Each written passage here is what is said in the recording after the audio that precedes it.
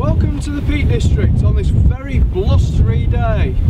So in today's episode I thought I'd do a demo on how to use a map and compass for navigating and a few basic tips on how to actually get around the map.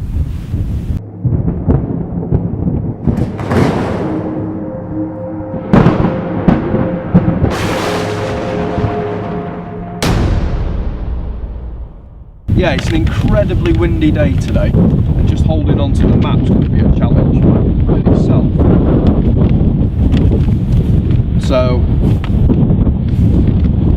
I'm here at Stanish Pole, which is here on the map. Make my way over to a disused mine shaft, which is somewhere over there.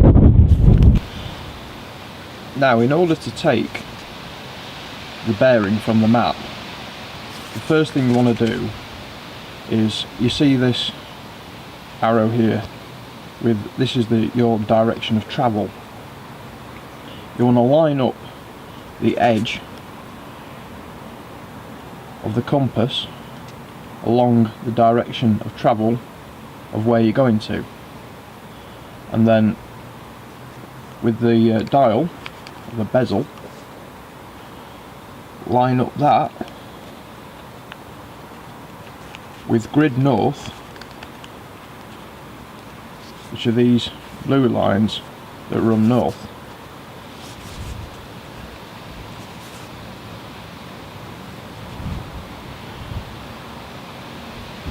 So once you've got that lined up, you must remember to add the magnetic variation. Now all maps have that information on them. It'll be on the key. So what you want to do is add that, and in this case, this area, it's about 2 degrees. So there we go. So now when you take your compass, you line up the needle with the 2 points facing north, and then your direction of travel arrow, that is the direction of which you're heading. And then you always want to keep that needle in the direction of where you're going, and that's your bearing.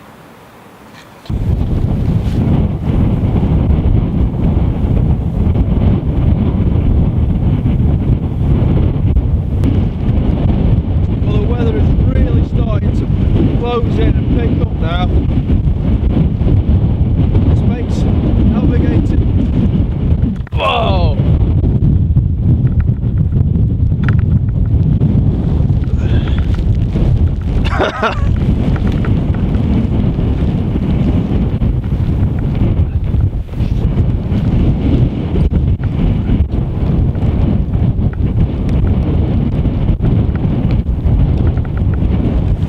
There we go.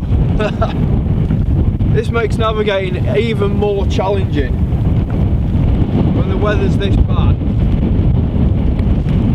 Now, this is the point where I need to take a second bearing. For the purposes of the weather today, I'm not going to. I'm just going to carry on because I know where I'm going. But when we get to the next spot, then I'll show you. Where we're going to take the last bearing in order to get to that final spot where we want to be. Man, this weather's rough. Oh yeah, this is still Brian, by the way.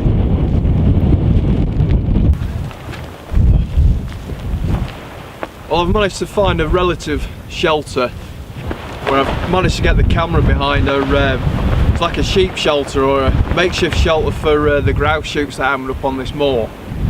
But anyway, the other point that I was getting to was Higger Tor, which is just up there. So I've got there, but this shelter is actually on the map, and it's fairly close to where this shaft is. So I can now take my final bearing once I get my compass out of the pocket.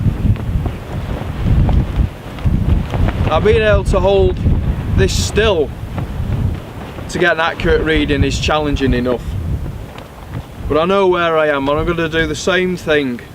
I think what I'm going to have to do is put some close-ups on camera so you can see this a lot better.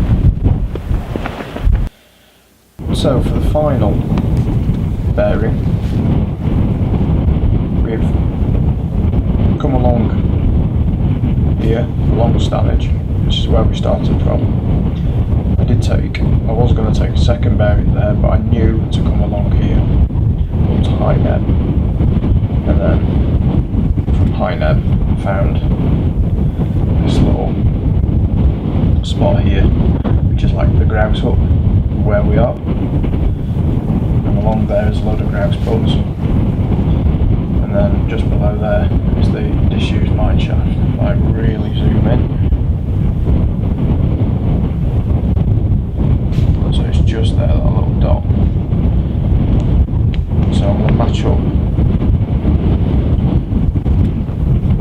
that one and that dot there. Doesn't matter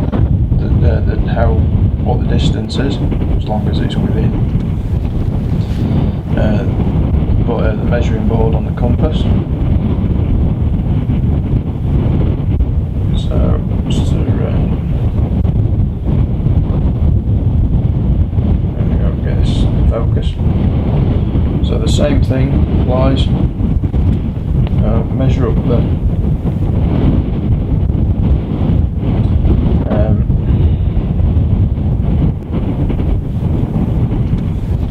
lines that run grid north on the bezel.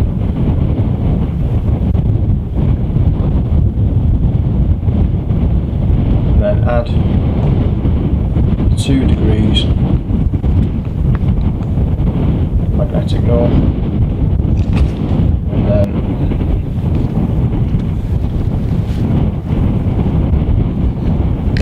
bring you then orientate compass round,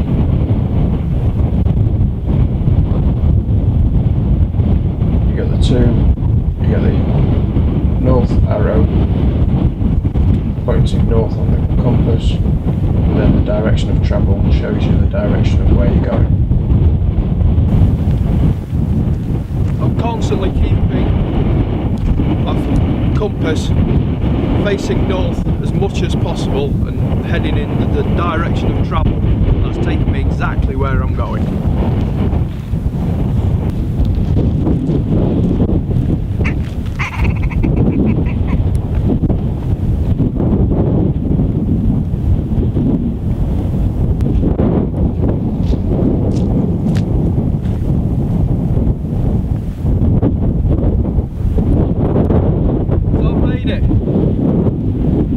The mine shaft is fenced off. We'll get a bit of a closer view of it,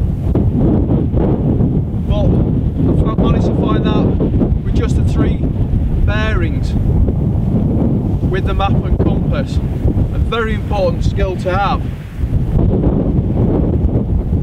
especially when the weather's like this.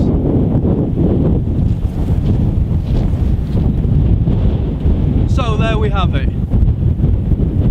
Yeah, it's been a very windy, blustery day. The conditions could have been a lot better if the storm Brian hadn't have been around, but I actually tried getting out here yesterday to film this and it was just as windy. The tripod that I normally use got blown over. Luckily the camera was fine, but the tripod was trashed, so I brought out my much more expensive tripod for this, and I've currently got my bike clipped onto it, weighting it down. But yeah, it's taking a bearing is a very simple way of navigating, but it's an extremely important way, and it's a very effective way of navigating, provided you've got a good compass. The compass I've got currently, I need to get a new one because it has developed while I've been out it's developed a bubble, but it's still accurately managed to get me here. And the camera's seriously got a bubble or not, but it's not going to blow over again. But yeah, I'm going to do a few more videos on navigation. This has just been sort of like taking being able to take bearings. There's loads more to learn when it comes to map reading. So I'm going to do like a few on map reading and how to navigate. And yeah, this will be one of a few. So I'm concerned the camera's going to blow over again. But anyway, I hope you've enjoyed this video. I hope you've learned something. I'm going to get off now, get home, get this edited because it's late coming out this video, so I'm sorry about that, guys. I'm also going to get home and get dry and get warm as well because, yeah, with this wind, it's there's quite a chill factor kicking in now. So, right, hope you've enjoyed this video. Bye for now, and I'll see you in the next one.